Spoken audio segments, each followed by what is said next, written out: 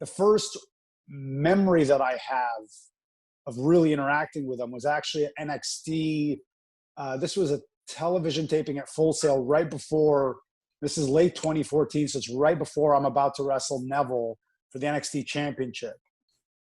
And that story had a pretty good buildup going into that match.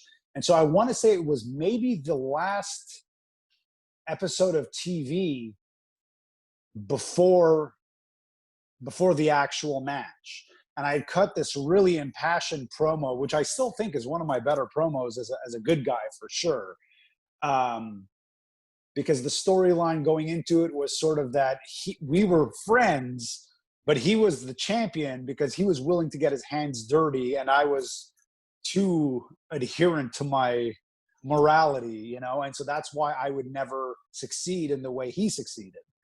And so we had this heated back and forth talking segment where I slap him in the face. It was really good.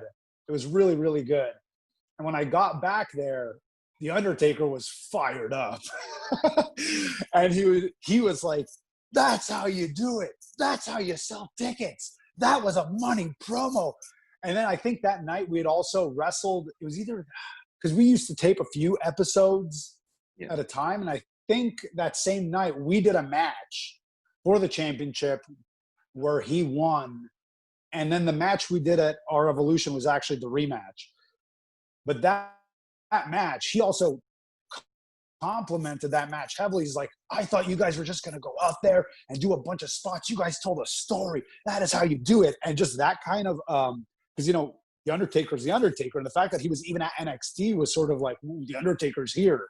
And so for the Undertaker to be waiting for us backstage as soon as we walked back through the curtain and fired up about how good our work was, I mean, that was pretty amazing.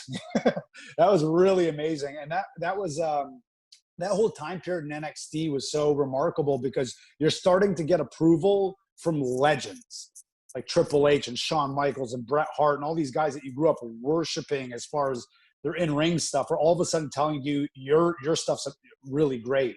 So hearing that from the Undertaker that time, I mean, I'm kind of getting goosebumps just thinking back on it now. That was really, really special. Really special.